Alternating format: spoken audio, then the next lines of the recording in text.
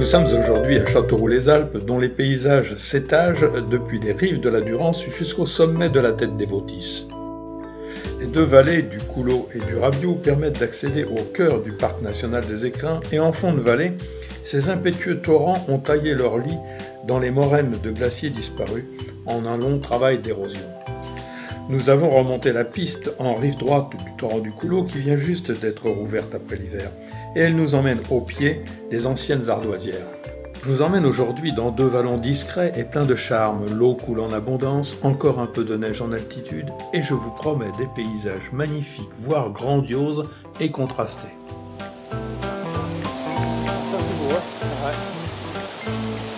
Et ça commence par la piste de Fouran qui coule comme rarement.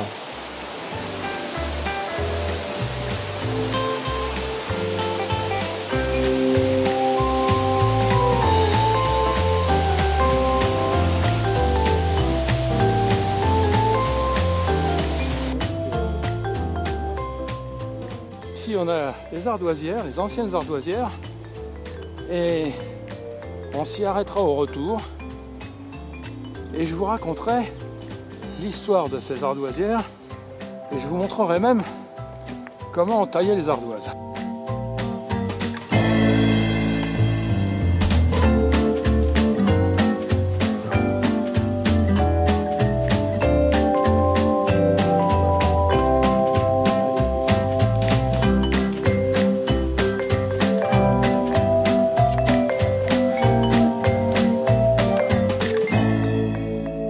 Soyez pas jaloux. Une longue montée en forêt nous emmène aux alpages de Fouran.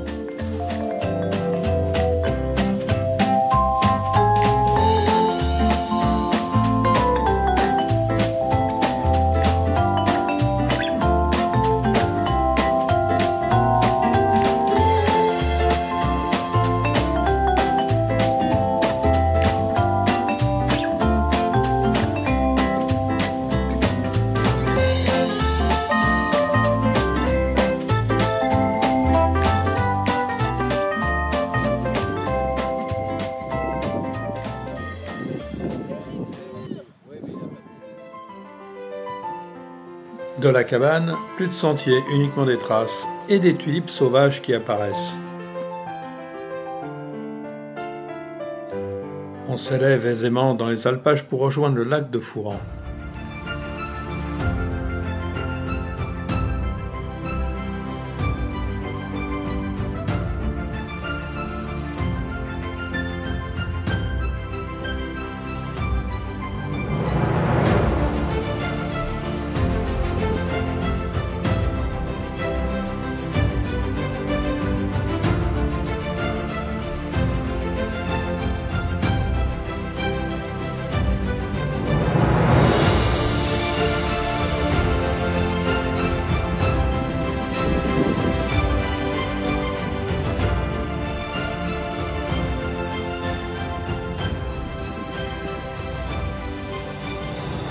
Et alors, je vous avais pas promis de beaux paysages ?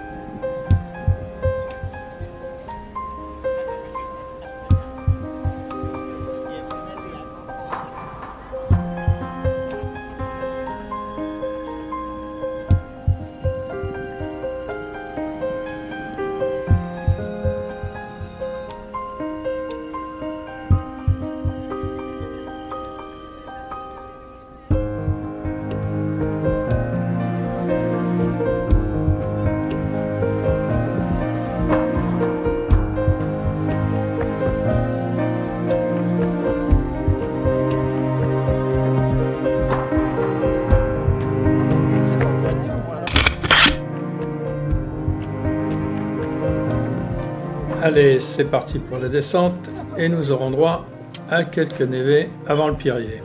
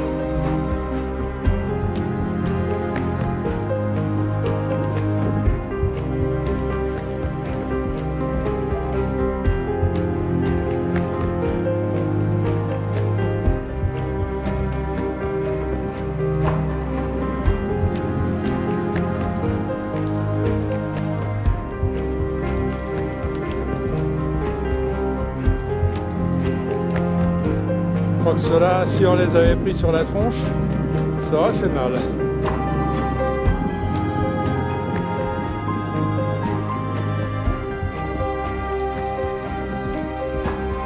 Là, je crois qu'on aperçoit le restaurant pour le casse-croûte. Il est là.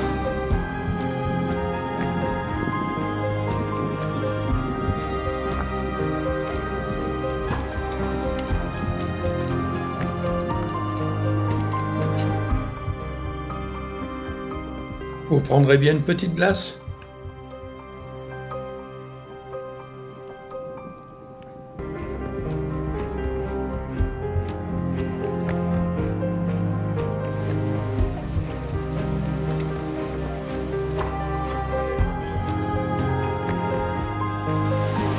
Bon bah voilà la descente dans le Pirier.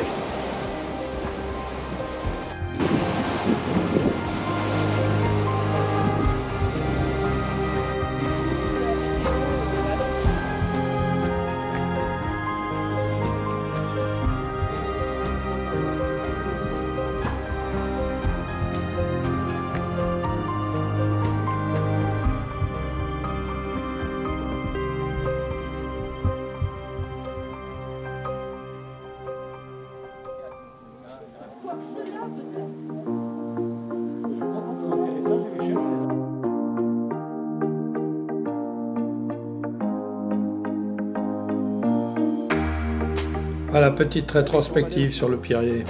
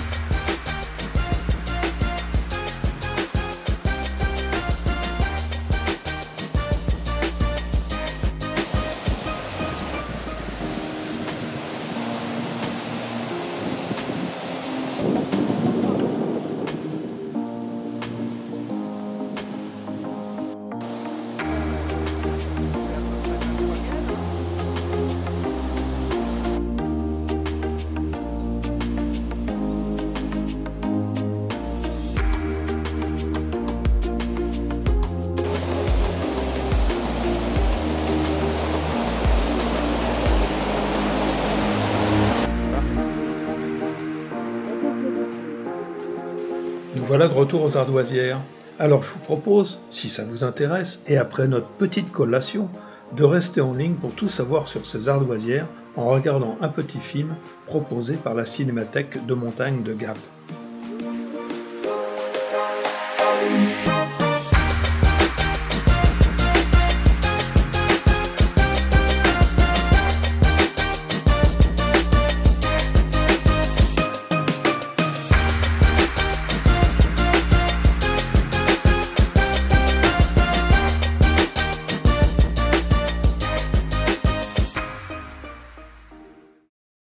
Là, derrière ces arbres, dans la falaise, des hommes sont venus jusqu'au siècle dernier extraire et tailler des ardoises qu'ils utilisaient pour couvrir les toits.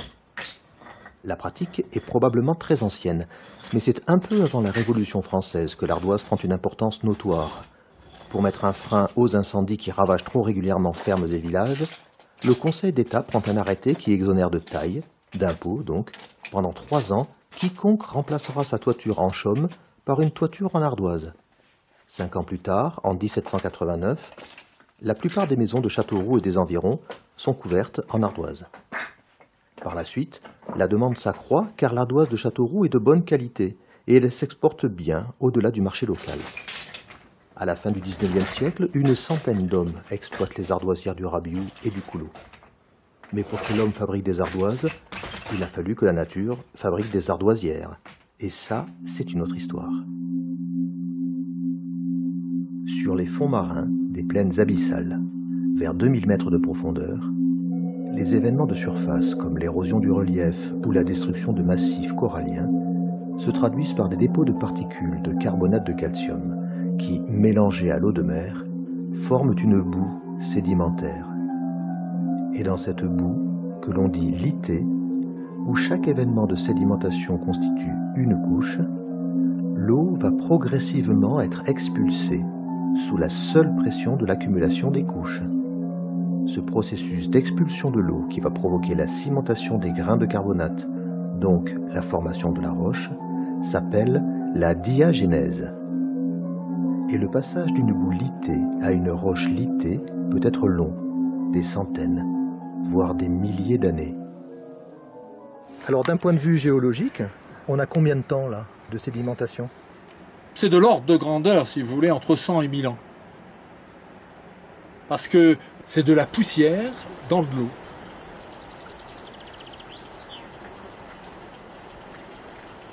On reconnaît des lits superposés de sédimentation, c'est très anciens. Là, c'est de l'ordre d'une centaine de millions d'années. Et voilà ici la base d'une couche. Et cette base de couche est la surface élémentaire primordiale de tout dépôt géologique en mer. C'est le joint de stratification, on l'appelle S0, parce que c'est le premier.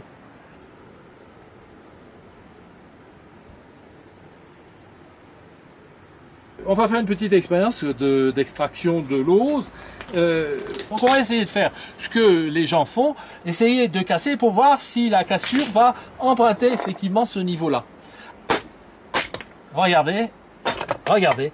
C'est bien selon le plan de stratification, ce plan-là, que se casse la roche. Donc ici, l'extracteur savait très bien que ce niveau-là était le plan de stratification et qu'il fallait utiliser ces joints-là pour casser les loses.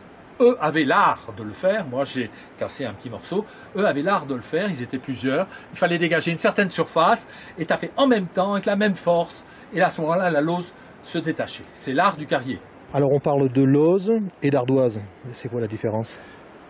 Le fait de se déliter suivant des lits eh bien, peut conduire à un semblant d'ardoise, mais qui ne sont pas des ardoises. La preuve en est, c'est que dans cette carrière, l'ardoisière de Châteauroux, il n'y a pas de schiste ardoisier, ce sont des carbonates, c'est-à-dire du carbonate de calcium. Alors que de l'autre côté, le schiste est formé de minéraux micacés, des petites paillettes bien cristallisées, qui donnent d'ailleurs la solidité aux ardoises. Ici, on est dans le carbonate de calcium, CaCO3, point. Et le mot adaté que tout le monde connaît, la losière, c'est plutôt l'endroit où ont été exploités avec sagesse et vraiment beaucoup de goût de belles lauses. Mais on imagine aisément que les conditions d'exploitation étaient rudes et dangereuses. Les ardoisières sont situées dans des falaises difficiles d'accès et les hommes y montaient essentiellement en hiver quand il n'y avait pas de travaux des champs. De plus, leur exploitation était assez anarchique et des accidents fréquents. Au XXe siècle, l'avènement de la tôle et l'exode rural sonnent le glas de l'exploitation commerciale des loses de Châteauroux. Et si ponctuellement on a continué à sortir des loses des ardoisières, on peut penser que d'ici peu, c'est un savoir-faire qui aura irrémédiablement disparu.